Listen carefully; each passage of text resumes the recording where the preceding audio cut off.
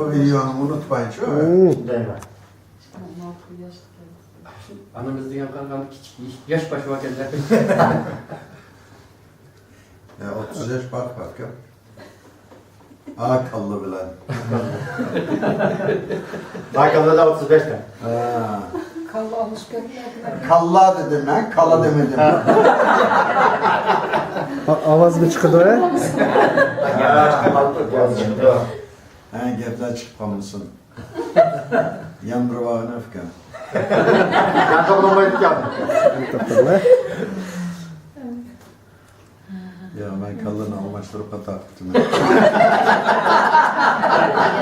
Ama yanıttan olur. Burada cimolozlar. Her cümle kalırsa özür yapsın. Şiddetiye kalkıp başı başta bedenli birisi oluşmaz. Gel endişi yakın olur gibi. Yine de siesta. Bu sigara gidiyor. Ne oldu bile